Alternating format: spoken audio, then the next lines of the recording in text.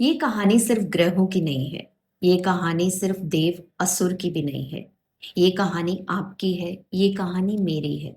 समुद्र मंथन से पहले की और समुद्र मंथन के बाद की भी।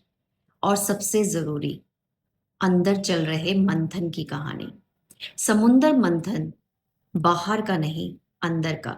अक्सर कहा जाता है कि समुद्र को मथा गया ताकि अमृत निकले। पर असल में समुद्र सिर्फ पानी का नहीं था, वो चेतना का समुद्र भी था। जब तक समुद्र शांत रहता है, अंदर का जहर, अंदर का अमृत सब छुपा रहता है। बिल्कुल वैसे ही जैसे इंसान के अंदर। जब जिंदगी आपको हिलाती है, जैसे कि रिश्ते, काम, पहचान, पैसा, सब एक साथ घूमने लगता है, तब मंथन शुरू होता है। और मंथन में सिर्फ अच्छा ही नहीं निकलता, कुछ कड़वा भी निकलता है। कुछ ऐसा भी जो आपने खुद से भी छुपा रखा होता है। यहीं से राहु का जन्म जरूरी हो जाता है। राहु, राहु कोई विलन नहीं है। राहु वो आवाज है जो आपके अंदर कहती है कि अभी और चाहिए, ये काफी नहीं है, मुझे कुछ और बनना है। मटेरियल दुनिया इसी आवाज पर चलती है। अगर राहु ना होता तो शायद कोई सपना ही ना देखता, कोई आगे बढ़ने की कोशिश ही ना करता, कोई कंफर्ट जोन से बाहर ही ना निकलता। राहु आपको दुनिया के रूल सिखाता है, जैसे कि नाम, काम, पहचान और पोजीशन देता है। ये सब गलत नहीं है, ये जरूरी है। और याद रखिए, ये सिलेबस किसी और ने नहीं, भगवान ने खुद ही बनाया है। फिर आता है केतु, वो भी बिना पूछे। केतु तब आता है जब आप थक जाते हैं चाहते चाहते, या जब आप सब कुछ पाकर भी अंदर से खाली महसूस करते हैं। केतु कोई एक्सप्लेनेशन नहीं देता, वो सिर्फ एक सवाल छोड़ जाता है। जो आप पकड़ रहे हैं, क्या वो वाकई आप हैं? इसलिए केतु चीजें छीन लेता है, लोगों से दूरी बढ़ा देता है, अचीवमेंट्स को बेकार सा लगवा देता है। जो रिश्ते पहले अपने लगते थे, वो पराये लगने लग जाते हैं। पर केतु का काम तोड़ना नहीं, केतु का काम जगाना है। वो जगह जहां पहली बार आप जिंदगी से नहीं, खुद से सवाल पूछते हैं।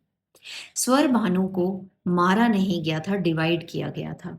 ये बात समझना बहुत जरूरी है। स्वर भानु को पूरी तरह खत्म नहीं किया गया, उसे दो हिस्सों में बांट दिया गया था।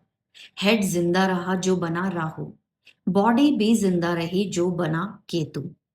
क्योंकि अगर सिर्फ राहु होता तो इंसान सिर्फ भोग में ही डूब जाता, और अगर सिर्फ केतु होता तो इंसान दुनिया से ही भाग जाता।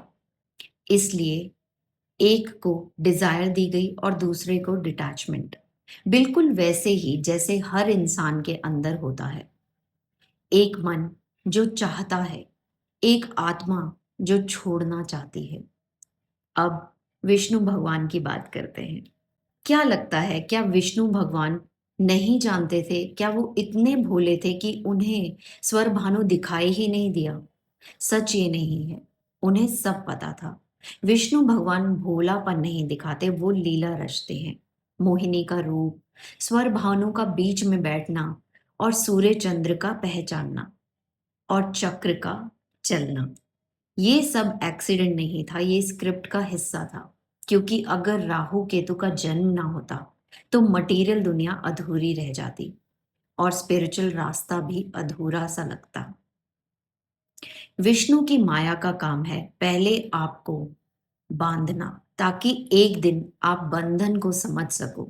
मटेरियल दुनिया का सच, राहु के बिना करियर नहीं बनता, सोसाइटी नहीं चलती, एम्बिशन नहीं होता।